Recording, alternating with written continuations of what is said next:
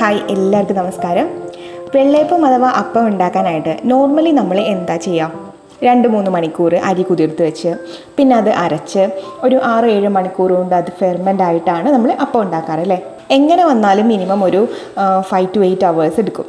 എന്നാൽ നമുക്കിന്നിവിടെ 1 മണിക്കൂറിൽ കൂടി വന്നിട്ടുണ്ടെങ്കിൽ 2 മണിക്കൂറിനുള്ളിൽ വളരെ ഇൻസ്റ്റൻ്റായിട്ട് അരിപ്പൊടി കൊണ്ട് നല്ല സോഫ്റ്റ് പാലപ്പം അല്ലെങ്കിൽ വെള്ളയപ്പം എങ്ങനെയാണ് ഉണ്ടാക്കിയെടുക്കണമെന്നാണ് ചെയ്യാൻ പോകുന്നത് കേട്ടോ. അപ്പോൾ ആദ്യമായിട്ടാണ് എൻ്റെ ചാനൽ കാണണമെന്നുണ്ടെങ്കിൽ സബ്സ്ക്രൈബ് ചെയ്യാൻ മറക്കരുത്. ബെല്ലൈക്കണിലും ഓൾ എന്നുള്ള ഓപ്ഷനിലും ക്ലിക്ക് ചെയ്യാൻ മറക്കരുത് കേട്ടോ. അപ്പോൾ ആദ്യം തന്നെ നമുക്കൊരു മിക്സിയുടെ വലിയ ജാർ എടുക്കാം. ഇതിനകത്ത് അരി കുതിർക്കണ പരിപാടിയൊന്നുമില്ല, കാരണം നമ്മൾ ഡയറക്റ്റായിട്ട് ഈസി ആയിട്ട് നമ്മൾ അരിപ്പൊടിയാണ് എടുക്കണത്. ഞാനിവിടെ 1 കപ്പ് അരിപ്പൊടിയാണ് എടുത്തിട്ടുള്ളത്.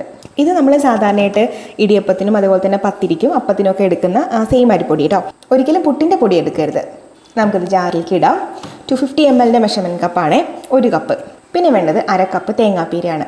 നമ്മൾ ഏത് കപ്പിലാണോ അരിപ്പൊടി അളന്നെടുത്തത് അതിൻ്റെ പകുതി അളവിൽ നമുക്ക് തേങ്ങാപ്പീര എടുക്കാം. തേങ്ങ ചിരകി എടുക്കുമ്പോഴേ കണ്ടോ, ഇതുപോലെ കറമ്പലൊന്നും ഇല്ലാണ്ട് അതിൻ്റെ ആ ബ്ലാക്ക് കളർ ഭാഗം ഒഴിവാക്കിയിട്ട് നല്ല വൈറ്റ് കളർ മാത്രം ചിരകി എടുക്കുകയാണെന്നുണ്ടെങ്കിൽ നമ്മൾ അപ്പോൾ നല്ല സ്പോട്ട്ലെസ് ആയിട്ട് നല്ല വൈറ്റ് കളറിൽ കിട്ടും. അങ്ങനെ നിർബന്ധമൊന്നുമില്ല, നിങ്ങൾക്ക് അങ്ങനെ വേണമെന്നുണ്ടെങ്കിൽ അങ്ങനെ ചെയ്യാം. ഞാൻ നോർമലി വീട്ടിൽ ചെയ്യുമ്പോൾ കറമ്പലൊക്കെ എടുക്കാറുണ്ട്. ഇതിപ്പോൾ വീഡിയോ ചെയ്യാൻ വേണ്ടി മാത്രമാണ് ഇങ്ങനെ വൈറ്റ് കളറിൽ എടുത്തേക്കണത്. പിന്നെ ഇതേ അളവിൽ തന്നെ നമുക്ക് 1/2 കപ്പ് ചോറ് വേണം. തേങ്ങാപ്പീര എത്ര എടുത്തോ അതേ അളവിൽ ചോറ് എടുക്കാം. ചോറിന് പകരമായിട്ട് നിങ്ങൾക്ക് അവൽ എടുക്കാം കേട്ടോ. ഇത് ഞാൻ എടുത്തേക്കുന്നത് നല്ല വെള്ള ചോറാണ്. ഇപ്പോൾ മട്ടരി ആണെങ്കിലും കുഴപ്പമൊന്നുമില്ല, ചുവന്ന അരി ആണെങ്കിലും യാതൊരു കുഴപ്പമില്ല. അപ്പത്തിന് ചെറിയ കളർ വ്യത്യാസം ഉണ്ടാവുമെന്ന് മാത്രമേ ഉള്ളൂ. വെള്ള ചോറാണെന്നുണ്ടെങ്കിൽ വെള്ള കളർ ഉണ്ടാവും, അത്രേ ഉള്ളൂ ഡിഫറൻസ്. ഇപ്പോൾ ചോറ് ചേർക്കാൻ താല്പര്യമില്ല എന്നുണ്ടെങ്കിൽ നിങ്ങൾ അവലെടുക്കാം. അവൽ കുതിർക്കൊന്നും വേണ്ട കേട്ടോ, നമുക്ക് ഡയറക്റ്റ് ആയിട്ട് തന്നെ അങ്ങ് ചേർക്കാവേ. പിന്നെ വേണ്ടത് ഈസ്റ്റാണ്. നമ്മളിത് പെട്ടെന്ന് ഉണ്ടാക്കുന്ന ഒരു അപ്പം ആയതുകൊണ്ട് തന്നെ നമുക്ക് ഇൻസ്റ്റൻറ്റ് ഈസ്റ്റ് തന്നെ എടുക്കണം കേട്ടോ. കേട്ടോ, ഇതുപോലെ ചെറിയ തരിയായിരിക്കും ഇൻസ്റ്റൻറ്റ് ഈസ്റ്റിൻ്റെ. ഇത് ഞാൻ എടുത്തേക്കുന്നത് 3/4 ടീസ്പൂണാണ്. അതായത് 1 ടീസ്പൂൺ നിറയെ എടുക്കേണ്ട ആവശ്യമില്ല. നിങ്ങൾ കണ്ടാൽ മനസ്സിലാവും 1 ടീസ്പൂൺ ഞാൻ നിറയെ എടുത്തിട്ടില്ല, കുറച്ച് താഴോട്ടാണ് നിൽക്കുന്നത്. അപ്പോൾ ഒരു 3/4 ടീസ്പൂൺ ഇൻസ്റ്റൻറ്റ് ഈസ്റ്റ് ചേർക്കാം. പിന്നെ 3 ടീസ്പൂൺ പഞ്ചസാര ചേർക്കാം. പഞ്ചസാര ചേർക്കണത് അപ്പം മധുരം ഉണ്ടാവാൻ വേണ്ടിയിട്ടല്ല കേട്ടോ. 3 ടീസ്പൂൺ ചേർത്തെന്ന് വിചാരിച്ചിട്ട് അങ്ങനെ വലിയ മധുരമൊന്നും അപ്പത്തിന് ഉണ്ടാവില്ല. പഞ്ചസാര ചേർക്കുമ്പോഴേ നമ്മളെ മാവ് പുളിക്കണ ആ ഒരു പ്രോസസ്സ് ഉണ്ടല്ലോ, അതിന് സ്പീഡ് കൂടും. അത് ഫെർമെൻ്റ് ആവാനായിട്ട് ഈ പഞ്ചസാര ഹെൽപ്പ് ചെയ്യും. അപ്പോൾ അതിന് വേണ്ടിയിട്ടാണ് നമ്മൾ പഞ്ചസാര ചേർക്കണത്. ഇപ്പോൾ നല്ല ചൂട് കാലാവസ്ഥയിലാണ് നമ്മൾ ഈ അപ്പം ചെയ്യണമെന്നുണ്ടെങ്കിൽ പഞ്ചസാര ചേർത്തില്ലെങ്കിലും കുഴപ്പമൊന്നുമില്ല കേട്ടോ, അല്ലാണ്ട് തന്നെ അത് അങ്ങ് പുളിച്ച് വരും. പക്ഷേ ചെറിയ മഴയൊക്കെ ഉള്ള കാലാവസ്ഥയാണെന്നുണ്ടെങ്കിൽ നിങ്ങൾ ചേർത്തോളൂ. പിന്നെ ഞാൻ ഇതിലേക്ക് ഒരു 2 ഏലക്കയും കൂടി ആഡ് ചെയ്യുന്നുണ്ട്. ഇത് കംപ്ലീറ്റ്ലി ഓപ്ഷണലാണ് കേട്ടോ. ഇത് സാധാരണ നമ്മൾ അപ്പം ഉണ്ടാക്കുമ്പോൾ അങ്ങനെ ഏലക്ക ആഡ് ചെയ്യണം നിർബന്ധമൊന്നുമില്ല. പക്ഷേ എനിക്ക് ഇഷ്ടമായതുകൊണ്ട് മാത്രം ഞാൻ 2 ആഡ് ചെയ്യുന്നുണ്ട്. നിങ്ങൾക്ക് വേണമെന്നുണ്ടെങ്കിൽ ഒഴിവാക്കാം. അപ്പോൾ ഇത്രയും ചേർത്തിട്ട് നമുക്ക് ഇതിലേക്ക് 1 കപ്പ് വെള്ളം ഒഴിക്കാം. അതായത് 250 ml വെള്ളം ഒഴിക്കാം. ആദ്യമേ നിങ്ങൾ ഒരുപാട് വെള്ളം ഒഴിക്കേണ്ട, കാരണം വെച്ച് കഴിഞ്ഞാൽ കുറേ വെള്ളം ഒഴിച്ച് കഴിഞ്ഞിട്ടുണ്ടെങ്കിൽ ഇത് ഭയങ്കരമായിട്ട് വെള്ളം പോലെയാവും, ശരിക്കും അരഞ്ഞു കിട്ടില്ല.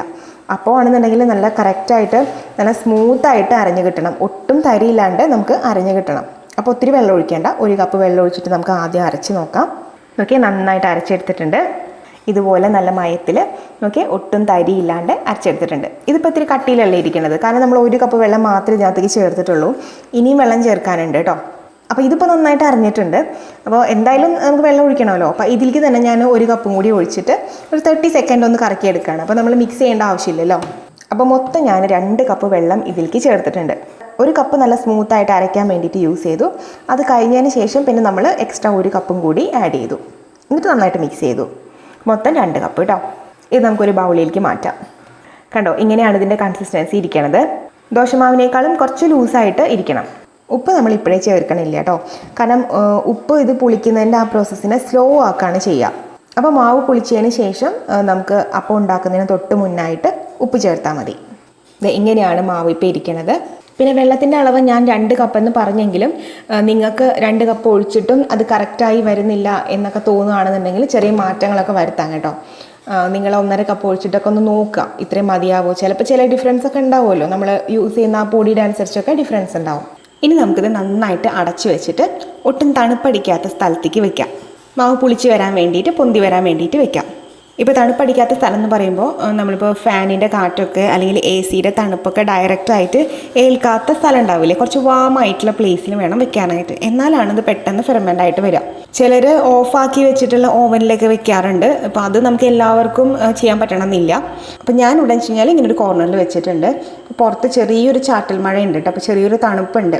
അപ്പോൾ ഇങ്ങേർക്ക് ഒരു ചൂട് കിട്ടാൻ വേണ്ടിയിട്ട്, ആ തണുപ്പ് അങ്ങോട്ട് അടിക്കാതിരിക്കാൻ വേണ്ടിയിട്ട് ഒരു കട്ടിയുള്ള തുണി വെച്ചിട്ട് ഞാനതൊന്ന് കവർ ചെയ്യുന്നുണ്ട്. ഇപ്പോൾ നല്ല ചൂടുള്ള കാലാവസ്ഥയാണ്, സമ്മറൊക്കെ ആണെന്നുണ്ടെങ്കിൽ ജസ്റ്റ് എവിടെ വേണമെങ്കിലും നമുക്ക് വെക്കാം, മൂടിയൊന്നും വെക്കേണ്ട, പെട്ടെന്ന് തന്നെ മാവ് പൊന്തി വന്നോളും. അപ്പോൾ ഇത് നമുക്ക് ഇങ്ങനെ വെച്ചിട്ട് ഒരു 1.5 മണിക്കൂർ മുതൽ 2 മണിക്കൂർ വരെ വെക്കാം.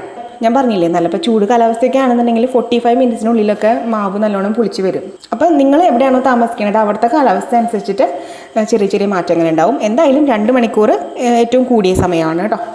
ഇപ്പോൾ നോക്കിയാൽ 1.5 മണിക്കൂർ കഴിഞ്ഞിട്ടുണ്ട് കറക്റ്റ്. നമുക്ക് തുറന്ന് നോക്കാം. മാവ് നല്ലോണം പൊന്തി വന്നിട്ടുണ്ട്, നല്ലോണം ബബിൾസൊക്കെ വന്നിട്ടുണ്ട്. നോക്കിയേ, നല്ല പെർഫെക്റ്റ് ആയിട്ട് വന്നിട്ടുണ്ട് മാവ്. ഇങ്ങനെയാണ് നമുക്ക് വേണ്ടത്. അപ്പോൾ ഇതിലേക്ക് നമ്മൾ ഉപ്പിട്ടുണ്ടായിരുന്നില്ല, ഞാനൊരു 3/4 ടീസ്പൂൺ ഉപ്പിട്ട് കൊടുക്കുന്നുണ്ട്. പിന്നെ പ്രത്യേകം ശ്രദ്ധിക്കേണ്ട ഒരു കാര്യം, നിങ്ങൾ ഉപ്പിട്ട് കഴിഞ്ഞിട്ട് ഇങ്ങനെ അറഞ്ചും പുറഞ്ചും അങ്ങോട്ട് മിക്സ് ചെയ്യാൻ പാടില്ല. അങ്ങനെ മിക്സ് ചെയ്ത് കഴിയുമ്പോൾ ഈ ബബിൾസൊക്കെ പൊട്ടിപ്പോവും. അപ്പോൾ നമ്മളെന്ന് വെച്ച് കഴിഞ്ഞാൽ സ്ലോലി മിക്സ് ചെയ്ത് കൊടുക്കാം, മാവിനെ അങ്ങ് വല്ലാണ്ട് ഡിസ്റ്റർബ് ചെയ്യാത്ത രീതിയിൽ. എന്നാലും ഉപ്പൊന്ന് കലങ്ങാൻ വേണം അല്ലേ. അപ്പോൾ അതിന് വേണ്ടി ജസ്റ്റ് ഒന്ന് മിക്സ് ചെയ്ത് കൊടുക്കുക സ്ലോലി കേട്ടോ. ഒത്തിരി ഫോഴ്സ് പ്രയോഗിച്ചിട്ട് മാവ് അങ്ങോട്ട് ഇളക്കി മറിക്കാൻ പാടില്ല. അപ്പോൾ അതൊന്ന് ശ്രദ്ധിക്കാം. അപ്പോൾ മാവ് റെഡി ആയിട്ടുണ്ട്. അപ്പോൾ ഇനി നമുക്ക് അപ്പച്ചട്ടി വെച്ചിട്ട് ചൂടാക്കാം. ഒരു മീഡിയം ഫ്ലെയിമിൽ വെച്ചിട്ട് ചൂടാക്കാം. ഞാനിപ്പോൾ നോൺ സ്റ്റിക്കിൻ്റെ ചട്ടിയാണ് യൂസ് ചെയ്യുന്നത്. അപ്പോൾ ഇതിലേക്ക് ഓയിലൊന്നും തേക്കേണ്ട കാര്യമില്ല. അപ്പോൾ നിങ്ങൾ യൂസ് ചെയ്യുന്ന ചട്ടി വല്ല ഇരുമ്പിൻ്റെ ഒക്കെ ആണെന്നുണ്ടെങ്കിൽ അല്പം വെളിച്ചെണ്ണ ഒന്ന് പുരട്ടി കൊടുത്തോളൂ കേട്ടോ. ഒഴിക്കണ്ട, നമ്മൾ ദോശയ്ക്കൊക്കെ പറ്റില്ലേ അതുപോലെ പുരട്ടി കൊടുത്താൽ മതി. പിന്നെ ഒരു കാര്യം, നമ്മൾ അപ്പം ചട്ടിയിലേക്ക് ഒഴിക്കുമ്പോൾ ചട്ടി നല്ല ചൂടായിരിക്കണം. പക്ഷെ എന്നാലും പുകയുന്ന പോലത്തെ ഭയങ്കര ചൂടും അങ്ങനെ ആവാനും പാടില്ല. അപ്പം ആ ഒരു പരുവത്തിലുള്ള ചൂടാവുമ്പോൾ നമുക്ക് ചട്ടിയിലേക്ക് ഒരു തവി മാവ് ഒഴിച്ചിട്ട് ഇതുപോലെ ഒന്ന് പയ്യെ ചുറ്റിച്ചു കൊടുക്കുക. അപ്പോൾ നോക്കി, നല്ല ഭംഗിയിൽ ഹോൾസൊക്കെ വന്നിട്ടുണ്ട്. നമുക്ക് അപ്പോൾ തന്നെ അത് അടച്ചു വെച്ച് കൊടുക്കാം. ഒരു മീഡിയം ഫ്ലെയിമിൽ വയ്ക്കാം. ഹൈ ഫ്ലെയിമിൽ വെച്ചിട്ടുണ്ടെങ്കിൽ പെട്ടെന്ന് അങ്ങ് കരിഞ്ഞു പോവും. നോക്കി, നമ്മുടെ അപ്പം നല്ല ലേസ് പോലെ നല്ല സോഫ്റ്റായിട്ട് നല്ല ഭംഗിയിൽ വന്നിട്ടുണ്ട്. നമുക്ക് പയ്യെ എടുത്ത് മാറ്റാം. നമ്മുടെ ഈ പിള്ളേർ ഉടുപ്പിനൊക്കെ സൈഡിൽ ഇങ്ങനെ ലേസ് വെച്ചിട്ടുണ്ടാവില്ലേ, അതുപോലെ നല്ല ഭംഗിയിൽ വന്നിട്ടുണ്ട്. കാണാൻ തന്നെ നല്ല രസമുണ്ട്. അതേപോലെ തന്നെ കഴിക്കാനും നല്ല ടേസ്റ്റാണ് കേട്ടോ. നമുക്ക് എല്ലാം ഇതുപോലെ തന്നെ ആക്കിയെടുക്കാം. പിന്നെ ഓരോ പ്രാവശ്യം നമ്മൾ മാവ് ഒഴിക്കുമ്പോഴേ മാവിട്ട് ഭയങ്കരമായിട്ട് ഞാൻ നേരത്തെ പറഞ്ഞ പോലെ മിക്സൊന്നും ചെയ്യരുത്. സ്ലോലി മാത്രം ജസ്റ്റ് ഒന്ന് മിക്സ് ചെയ്ത് കൊടുത്താൽ മതി കേട്ടോ. അപ്പോൾ തീർച്ചയായിട്ടും എല്ലാവരും ട്രൈ ചെയ്ത് നോക്കാം. ട്രൈ ചെയ്തിട്ട് ഫീഡ്ബാക്സൊക്കെ എന്നെ അറിയിക്കാം. വീഡിയോ ഇഷ്ടപ്പെട്ടെങ്കിൽ ലൈക്ക് ചെയ്യാൻ മറക്കരുത്. താഴെ വന്നിട്ട് കമൻറ്റ് ചെയ്യണം അഭിപ്രായങ്ങളൊക്കെ. അതേപോലെ തന്നെ ഷെയർ ചെയ്യുക ഫ്രണ്ട്സിനൊക്കെ. ആദ്യമായിട്ടാണ് ചാനൽ കാണുന്നുണ്ടെങ്കിൽ സബ്സ്ക്രൈബ് ചെയ്യാൻ മറക്കരുത്.